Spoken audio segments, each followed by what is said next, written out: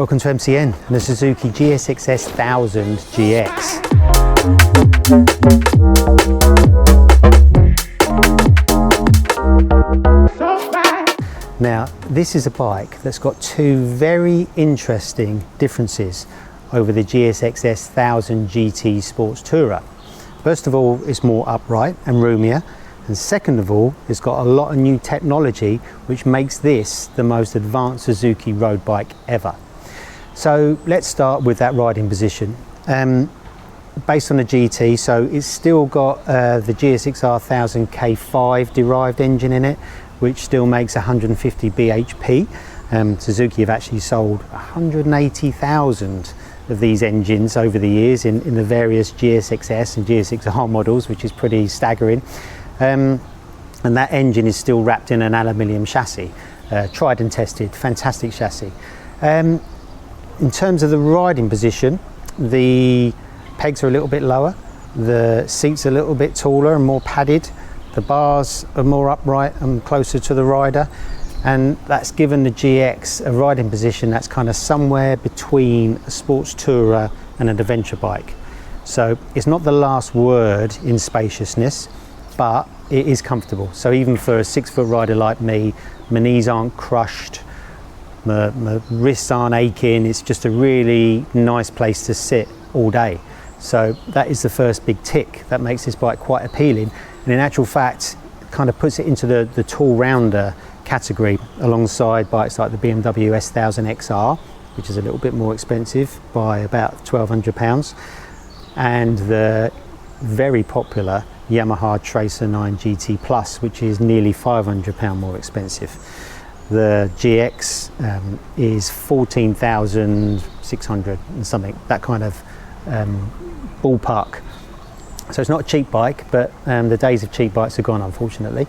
The electronics are what really elevates the GX from the rest of the GSX-S1000 range and kind of puts it in the ballpark of these really kind of well-established and really popular rivals.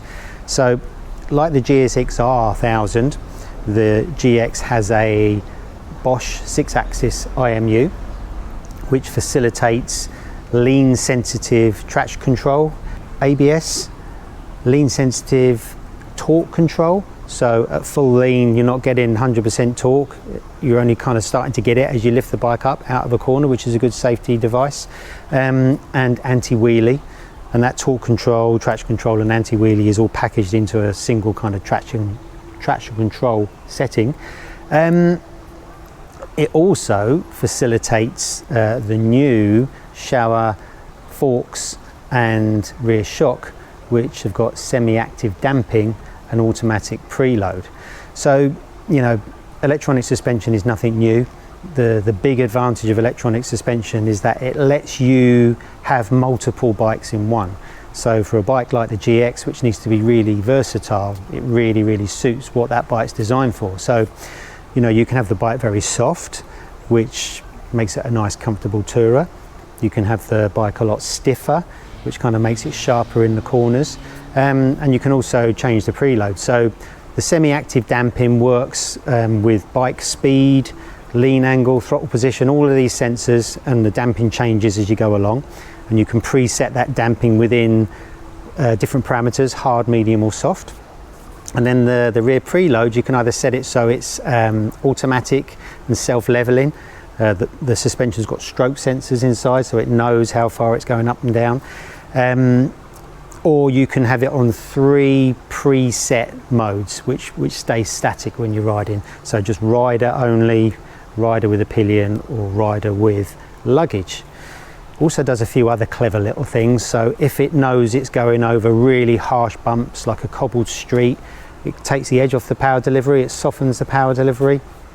And also at high speed, if the bike starts to get in a bit of a wobble, it tames the power again. So all of these electronics kind of combine to make the GX a lot safer and easier to ride. And they all work really well.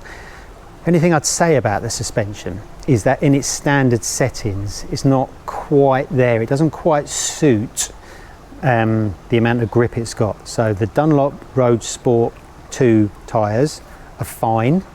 but they're kind of at the bottom of the rung when it comes to the latest generation sports touring tyres.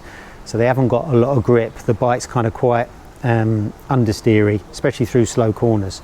So the Suzuki engineers actually suggested when we were here to jack the rear preload up to put more weight over the front, and that definitely helped crispen the steering. The other thing that helps is actually more momentum and more speed. So the faster you're going, the better shape the bike kind of pulls. You know, it's more on its nose, and it feels very sporty. The suspension is really clever and really works well. You just need to know or how to set it up or fiddle with it really to get it suited to you. And in the end we did. When you're going fast on this bike, thrashing through the corners, it feels very, very sporty and very impressive. And you know, I'd love to try it on a decent set of tyres, because I think it would be fantastic. When the suspension's in its sweet spot, the steering is light, is accurate, it rails through corners, there's lots of ground clearance. The only kind of black mark against the handling really, and it does handle very well and it is comfortable and it is stable, is the braking feel. The Brembo's on it, you know, it's got good hardware, but there's something stopping that hardware from working really well. The brake power, the stopping power is fine, but the feel of the lever is really wooden, and that kind of takes away some of the riding pleasure. Staying on the subject of electronics, the bike's got rider modes. It's got a really, really crisp quick shifter. It's fantastic. It's got cruise control. But those riding modes don't quite suit the engine. So let's talk about that GSX-R1000 engine. I mean, it's a legendary engine, isn't it? It's got a lot of power, and this is a fast bike. It's 150 bhp. It does not hang around. It's quick. But what it lacks is kind of a richness, a kind of fluidity that we've come to kind of expect from its rivals now. You jump on an S1000XR and it just wants to go at any revs, in any condition, in any gear. The same with the Tracer, it's got a lot of grunt.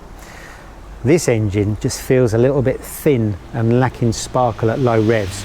You don't crack the throttle and it just zooms out of a corner. You've got to work the engine. If you're in a sporty mood, that's fine, but if you're in kind of touring mode with the suspension soft, it feels a little bit lazy.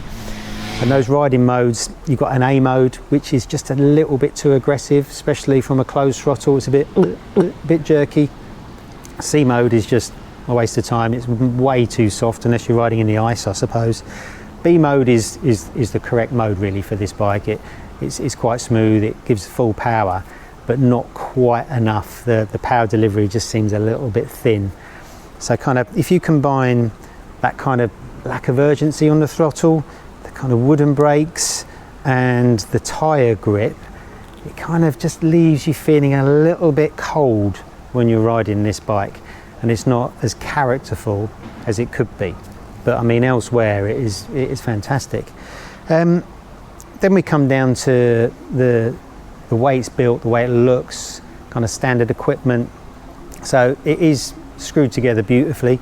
If you look on MCN's online reviews, you'll see that all the GSX-S1000s way back from 2015 have zero problems with reliability.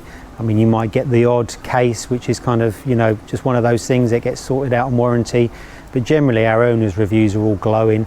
Even the fit and finish, you know, Suzuki's sometimes got a little bit of thin paint, or they're susceptible to a little bit of corrosion in the winter with some of the fasteners, but generally this is a, you know, a very well built, very robust bike.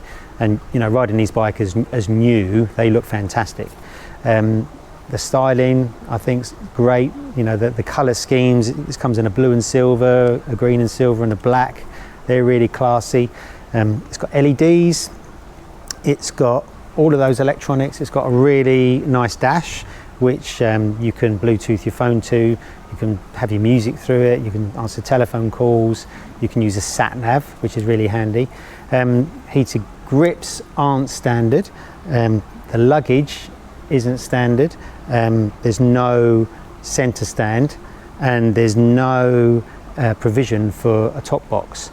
So kind of all of those things really aren't deal breakers, but if you're going to go touring on these bikes, they're really, really handy. And something like the Tracer 9 GT Plus has got all of those things as standard for only about £500 more. So, you know, I can see why Suzuki kind of throttled back on throwing the kitchen sink at the bike, and I'm sure there'll be like a Plus model in the future that's got all of these things, but it's not quite as well equipped as it could be. Unlike the GT, this has also got an adjustable screen, which works really well on the motorway. Unlike a Tracer, it's a lot quieter, it doesn't buff it as much, and it's three-way adjustable, but that adjustment is with screws, so you physically got to unscrew the screen, move it up to its next notch and screw it in.